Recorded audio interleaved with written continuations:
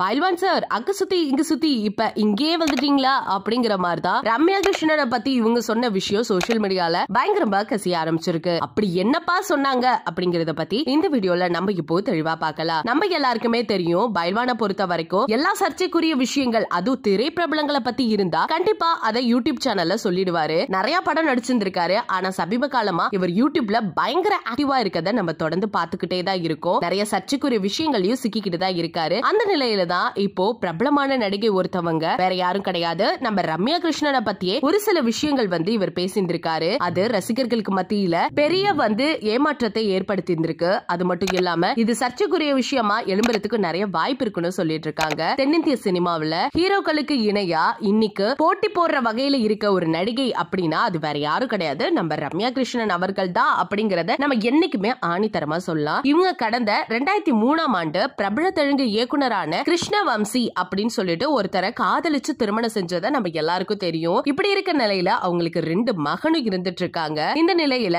ரீசெண்டா ஒரு பத்திரிகையாளர் ஒருத்தர் ரம்யா கிருஷ்ணன் கிட்ட ஒரு கேள்வியை கேட்டிருக்காரு. அதுல என்ன கேட்டிருக்காருன்னா, நீங்க உங்க ஹஸ்பண்டோட சேர்ந்து இல்லையா, உங்க 2 பேருக்கும் டிவோர்ஸ் ஆயிடுச்சுன்னு சொல்றாங்க, இது உண்மையா பொய்யா அப்படிங்கிற மாதிரி நிறைய எடக்கமடக்கான கேள்வி எல்லாம் கேட்டிருக்காராமா. இதுல கடுப்பான ரம்யா கிருஷ்ணன் என்ன சொல்றதுன்னு தெரியாம, ஹலோ நான் என் ஹஸ்பண்டோட சேர்ந்து தான் வாழ்ந்துட்டு இருக்கேன், 2 பேரும் சினிமாவில பிஸியா இருந்துட்டு இருக்கோம், அவர் டோலிவுட்ல முன்னணி இயக்குனரா வள வந்துட்டு இருக்காரு, நான் ஒரு பக்கம் இங்க பிஸியா இருந்துட்டு இருக்கேன், தெலுங்கு சினிமாவில எனக்கு கொஞ்சம் நிறைய வாய்ப்பு கிடைச்சிட்டு இருக்கு, சோ அதனால இப்பெல்லாம் நீங்க பேசிடுவீங்களா அப்படிங்கிற மாதிரி மூஞ்சில் அடிக்கிற மாதிரி பதில் சொல்லியிருந்திருக்காங்க. சோ இந்த செய்தி தான் சோசியல் மீடியால பயங்கரமா வைரல் ஆயிருக்கு. இத அப்படியே விட்டுருந்திருக்கலாம். ஆனா இத பத்தி தெளிவா யார் சொன்னது அப்படின்னு கேட்டா பைல்வான் ரங்கநாதன் அவர்கள் தான். சோ ஆல்ரெடி தெரியும் எல்லாருமே அவர் பாயிண்ட் அவுட் பண்ணி பேசுவாரு. நல்ல விஷயமா கெட்ட விஷயமா அப்படிலாம் கிடையாது. ஒருத்தங்களை விமர்சனம் பண்ணணும்னு நினைச்சிட்டாருன்னா எப்படி வேணாலும் டார்கெட் பண்ணுவாரு. இவர் யாரும் கேள்வி கேட்க மாட்டாங்களா அப்படிங்கிற மாதிரி தான் இன்னைக்கு இருந்துட்டு இருக்கு. நீங்க பைல்வானை பத்தி என்ன நினைக்கிறீங்க, ரம்யா கிருஷ்ணி இப்படி மூஞ்சில் அடிக்கிற மாதிரி பேசினது பத்தி என்ன நினைக்கிறீங்க அப்படிங்கறத மறக்காம நம்ம கமெண்ட் செக்ஷன்ல ஷேர் பண்ணிக்கோங்க.